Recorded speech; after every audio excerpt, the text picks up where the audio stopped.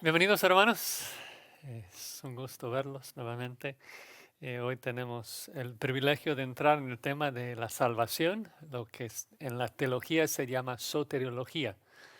Eh, y pongo una afirmación allí como para resumir el tema de la salvación, de que la salvación es totalmente de Dios. Y esto va a ser el punto más importante que vemos en toda esta sección, de que la Biblia es clarísima cuando nos habla de que Dios es soberano en la salvación. Y sabemos que es así porque Él va a llevar toda la gloria en la salvación.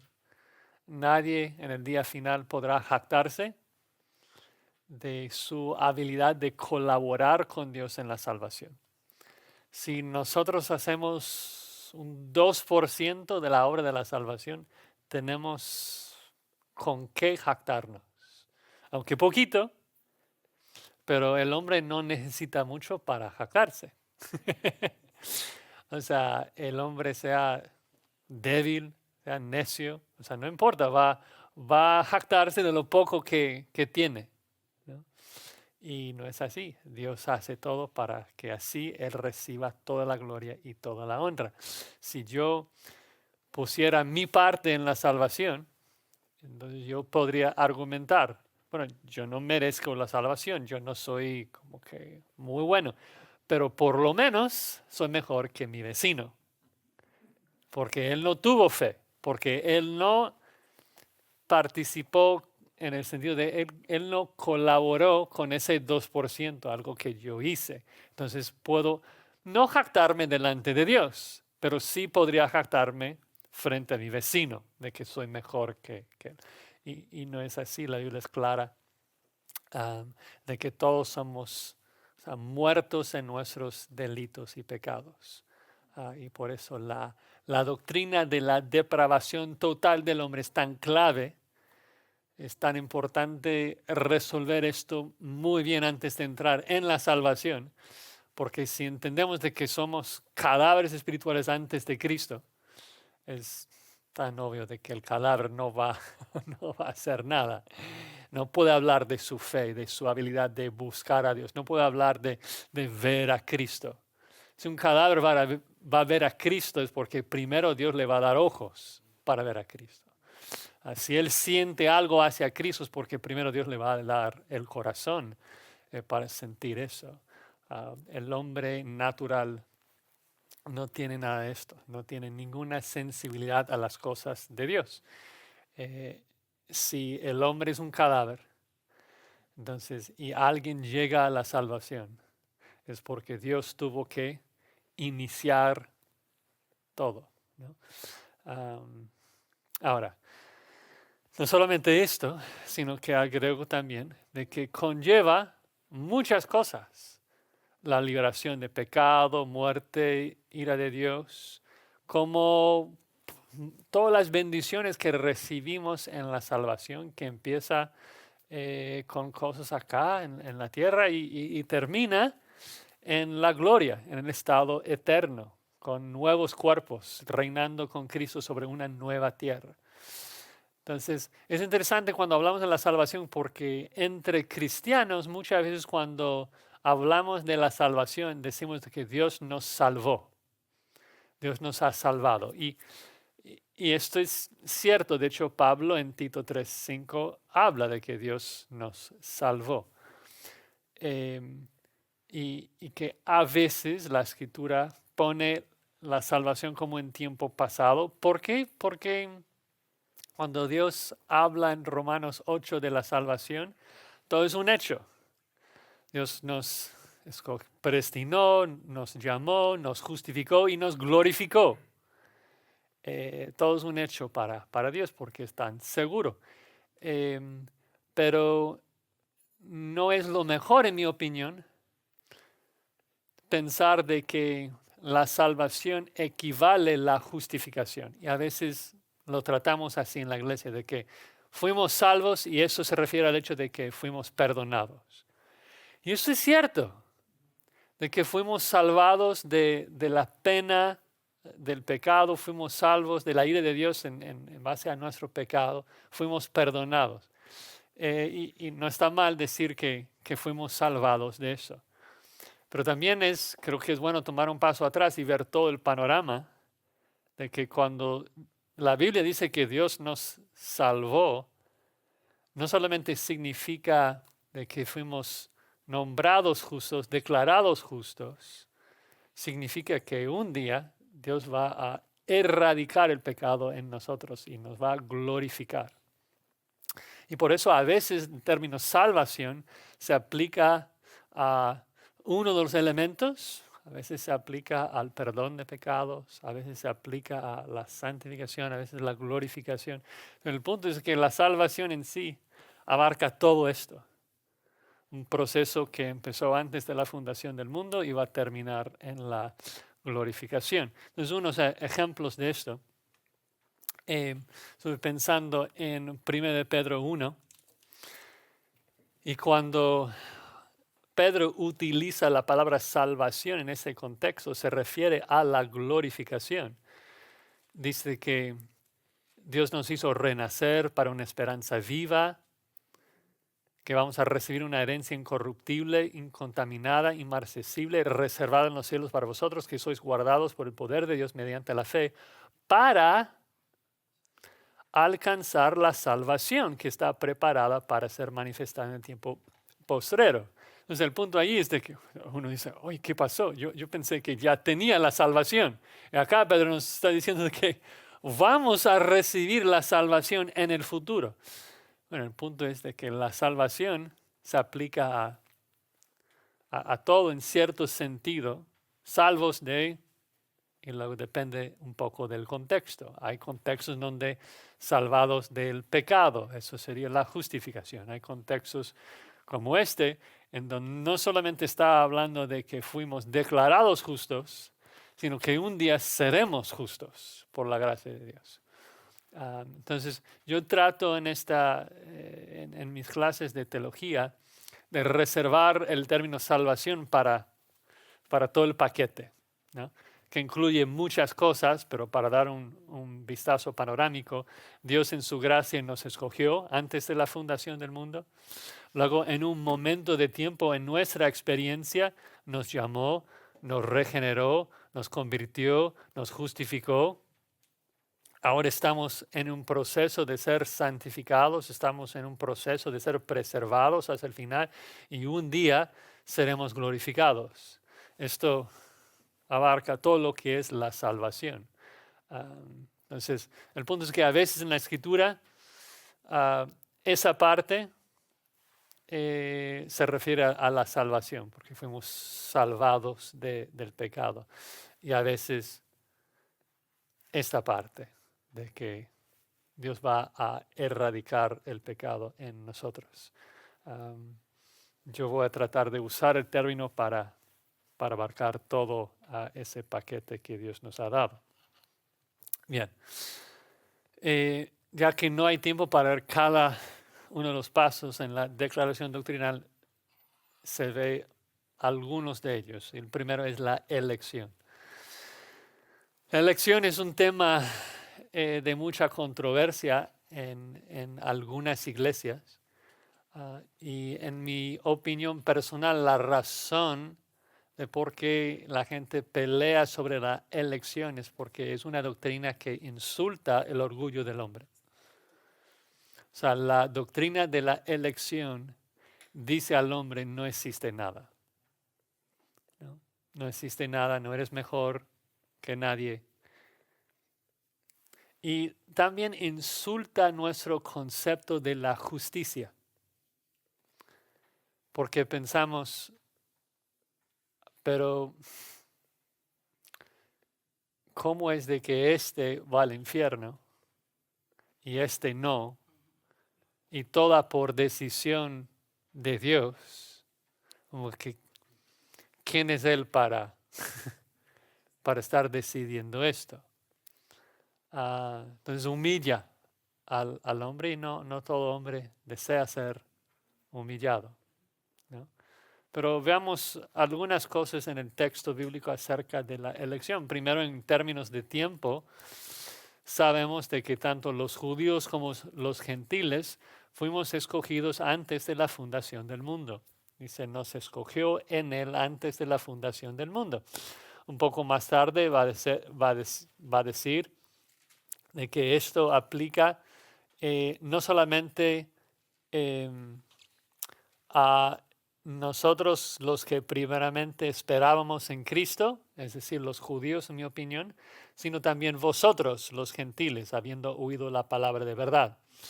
Entonces todos los cristianos fuimos escogidos antes de la fundación del mundo y es un punto clave en términos de la elección, de que si Dios decidió quiénes iban a ser salvos antes de la fundación del mundo, entonces lo que nosotros somos y lo que nosotros hacemos no figura nada en eso.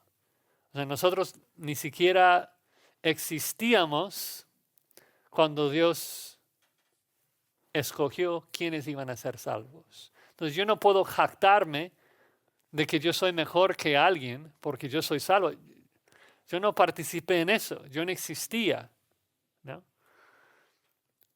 Segundo elemento ahí es de que Dios no escogió en base a nosotros, sino en base a su amor. Y Efesios 1 es muy explícito en esto, lo repite varias veces, ¿no? Dice que nos escogió antes de la fundación del mundo para que fuésemos santos sin mancha y luego agrega en o por amor habiéndonos predestinado para ser adoptados hijos suyos.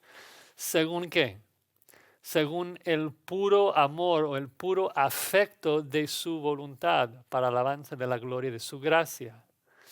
Y luego termina el versículo 9 dándonos a conocer el misterio de su voluntad según su beneplácito, como que es algo que se repite varias veces, de que esa elección, esa decisión no se hizo en base a quienes iban a creer, no se basó en quienes lo iban a merecer, se basó en el amor de Dios, de que Él decidió amar a algunos y adoptarlos como hijos suyos. Ahora, el versículo que algunos usan para decir de que Dios, cuando habla de la elección, está simplemente afirmando de que Dios antes de la fundación del mundo supo quiénes iban a tener fe y quiénes no. Muchos usan 1 de Pedro 1:2 para esto, donde Pedro dice, después de afirmar que es un apóstol de Jesucristo y está escribiendo a los expatriados de la dispersión, dice de que ellos son elegidos según la presencia de Dios Padre en santificación del Espíritu para obedecer y ser rociados con la sangre de Jesucristo. Entonces, algunos dicen, ajá, acá dice de que Dios nos escogió en base a su preconocimiento. ¿Sí? Okay. Entonces tomemos un paso atrás y pensemos en esto. Primero, como dije, si creemos en la depravación total del hombre, ese argumento carece de sentido. ¿Por qué? Porque ya mencioné, si todos somos cadáveres, Dios tiene que escoger. En la ilustración acá no estoy como tratando de hacer un chiste acá, pero representando a cadáveres espirituales.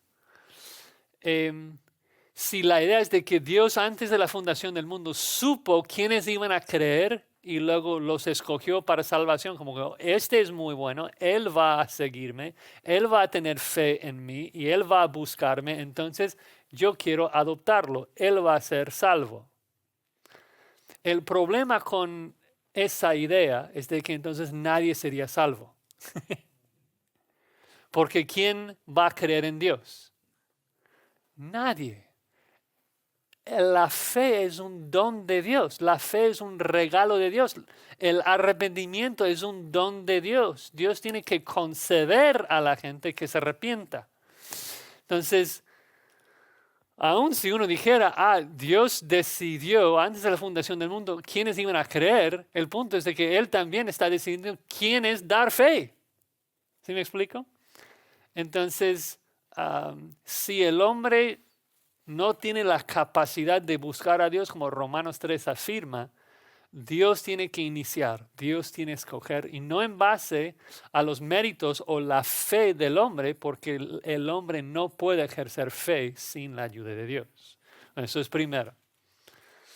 Pero no queremos, y eso es un punto muy importante en un curso de teología, ¿cómo empezamos este curso?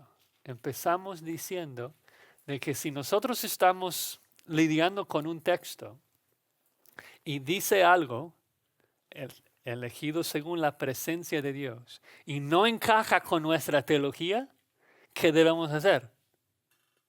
Tirar nuestra teología y adaptar nuestra teología en base a una buena exégesis.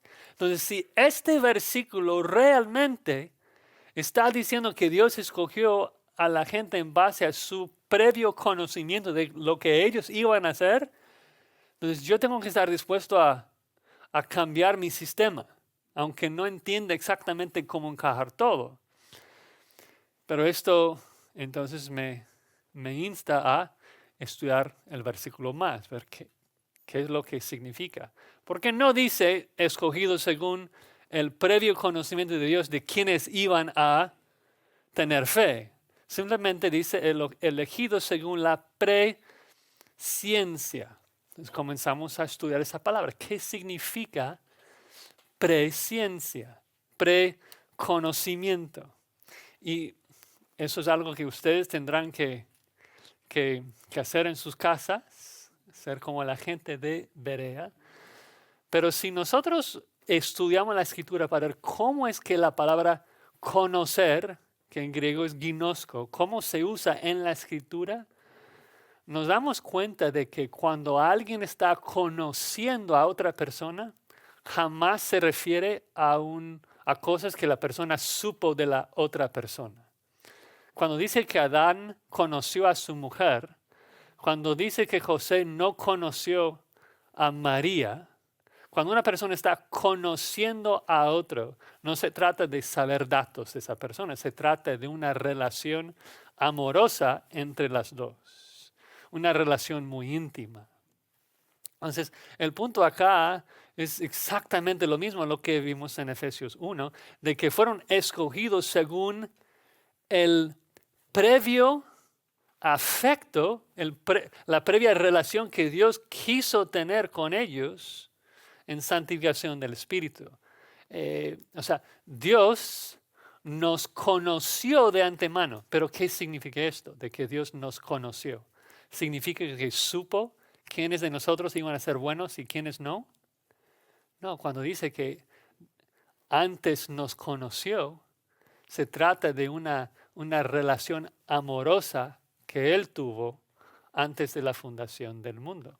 Sería semejante a Romanos 8, entonces, en donde también dice de que sabemos que a los que aman a Dios todas las cosas les ayudan a bien. Esto es a los que conforme a su propósito son llamados, porque a los que antes conoció, también los predestinó y luego los llamó y luego los justificó y luego los glorificó. Todos los que antes conoció, los glorificó. Pero ¿qué significa los que antes conoció? ¿Significa los que antes supo iban a creer? No, los que, eh, los que decidía amar, ¿no? Y esto rápidamente podemos ver cómo es que el verbo se usa en la escritura. Se da cuenta de que cuando se trata de datos, sí, es como saber datos. Cuando se trata de conocer a una persona,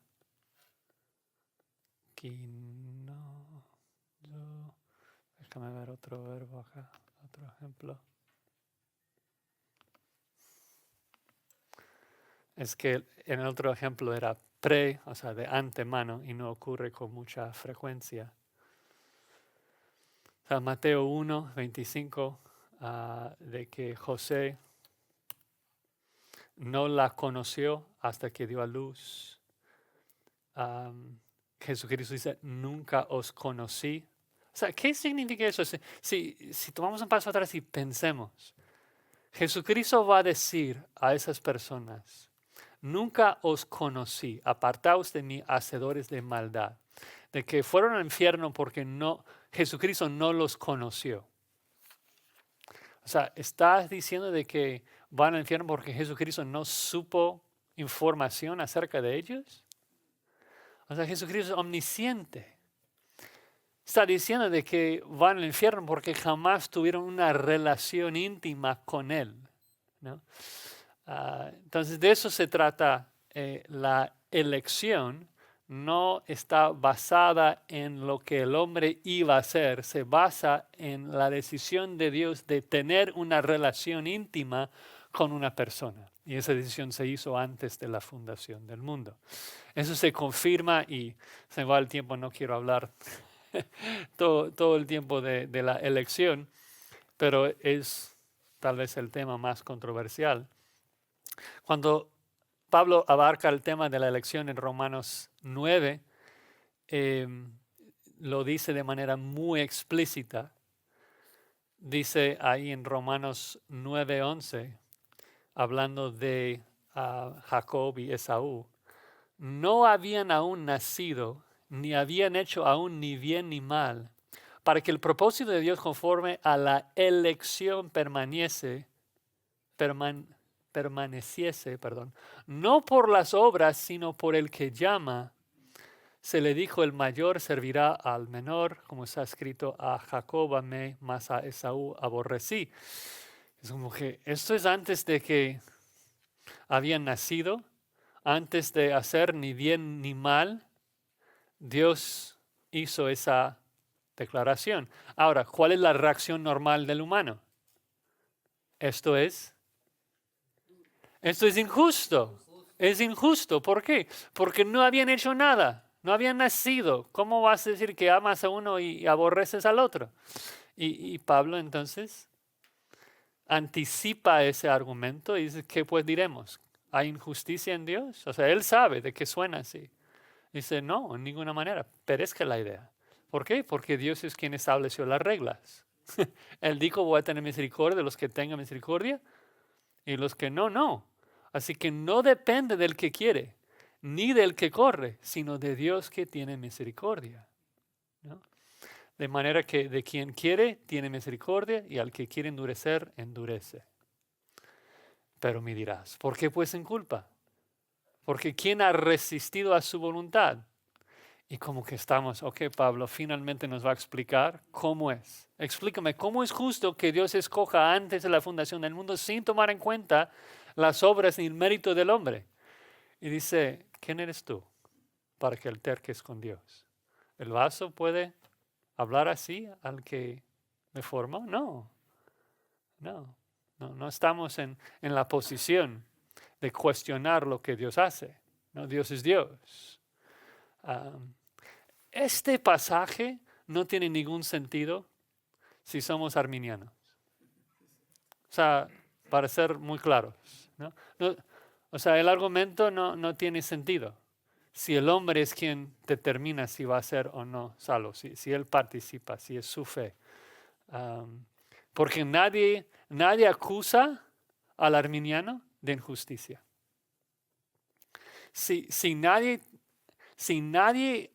te acusa diciendo de que tu concepto de la salvación es injusta, es que todavía no estás explicando la verdad de la salvación de manera bíblica, ¿no?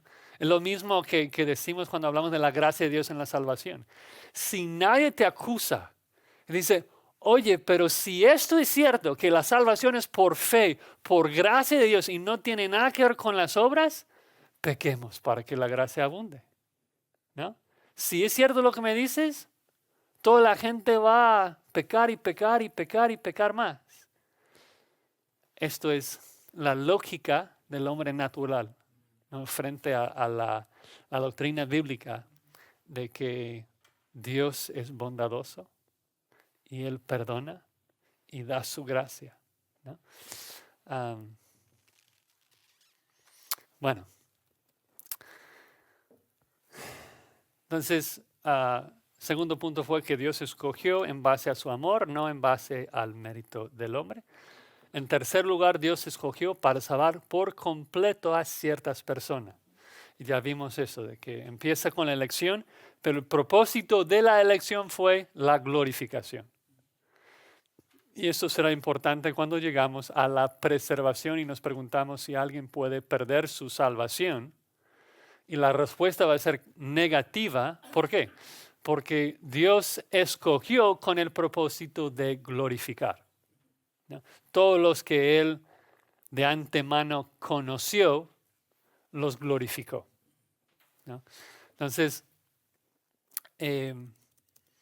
por último, en cuarto lugar, Dios, y tal vez es uno de los puntos más importantes, Dios escogió de manera que no anula la responsabilidad del hombre.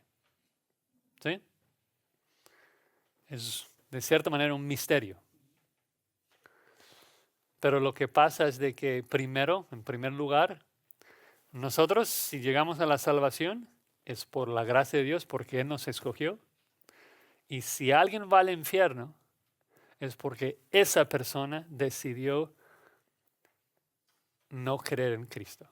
Es porque esa persona rehusó creer en Cristo, rehusó arrepentirse. Nadie puede decir, yo no soy salvo porque Dios no me escogió. ¿Sí me explico? La responsabilidad siempre cae sobre el hombre, ¿no? No creemos en la doble elección.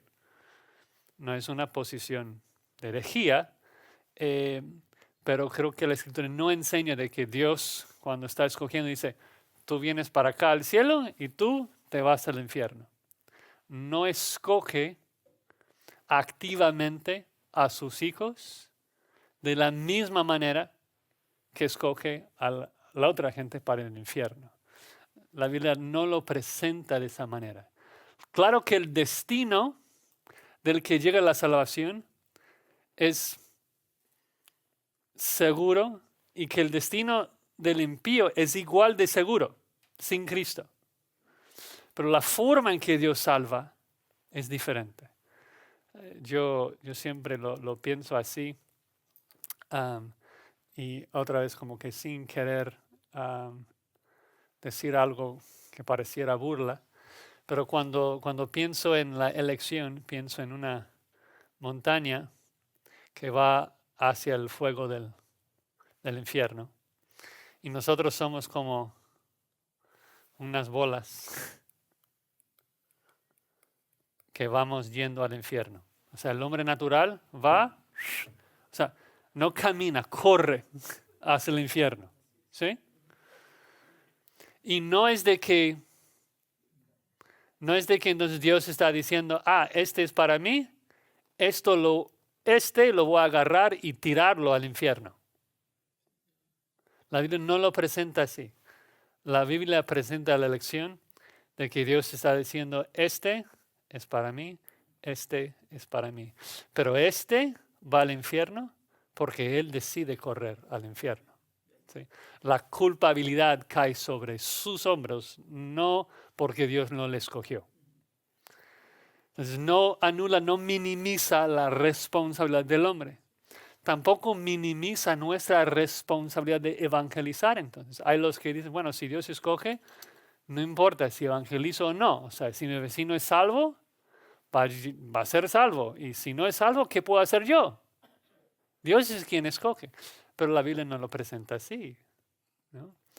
Yo no puedo saber quién es escogido y quién no. Spurgeon dijo, la gente no lleva así la letra E ahí en sus pechos. O sea, yo no sé quién es y quién no lo es. Así que tengo que presentar el Evangelio a todos. Y la verdad es que la doctrina de la elección, cuando lo entiendes bien, debe empujarnos a evangelizar. O sea, el que más habla de la elección en la Escritura, ¿quién es? Es Pablo. Pablo es quien habla muchísimo de la elección. ¿Y quién era el mayor evangelista de la Biblia? Pablo. ¿Por qué? Porque supo de que mi responsabilidad no es salvarlos.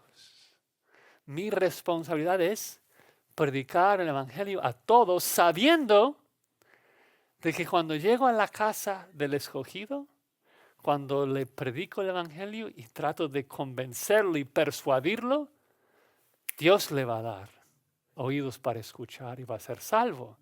Entonces, cuando Dios le dice, Pablo, tengo mucha gente en esta ciudad, ya son escogidos. Solamente necesitan escuchar. O sea, esa verdad debe llenarnos de mucho celo. Hay gente en mi barrio, a lo mejor mis vecinos, que son escogidos desde antes de la fundación del mundo. Solamente necesitan escuchar. Necesitan un vocero, ¿no? Y qué bendición que Dios me use para eso, ¿no? Entonces, si estamos pensando bien en la elección debe humillarnos delante de Dios. Yo no hice nada en mi salvación. Yo no soy mejor que nadie porque Dios hizo todo. Él me escogió antes de la fundación del mundo. Pero no debo tratar de humillar a otros. La elección me humilla a mí. Cuando pienso en otros, no es de que, a ver si es escogido o no escogido. Yo nunca voy a poder saber esto. Pero sí puedo predicarlo y tratar de convencerlo y persuadirlo, sabiendo de que si es escogido, yo no tengo que transformarle, yo no tengo que convertirle, yo no tengo que salvarle. Cuando escucha el Evangelio, va a abrazarlo. ¿Sí? Bueno, la doctrina de la elección, eso fue como un repaso breve a un tema súper complicado. Solamente menciono, porque siempre me es interesante, de que en el capítulo donde Pablo resalta mucho la elección, Romanos 9, no depende del hombre, no depende de quién corre. Jacob lo amé antes de nacer, Esaú lo aborrecía antes de nacer. Luego, después de Romanos 9, ¿qué viene? Romanos 10. ¿Y qué dice Romanos 10? Si confesares con tu boca que Jesús es el Señor y creyeres en tu corazón que Dios levantó a los muertos, serás, bueno, depende si eres escogido o no. No, si tú confiesas, tú serás salvo. No nos instruye, oye, pero primero considera si Dios te ha escogido. No, o sea, esto es de Dios, la elección. Lo que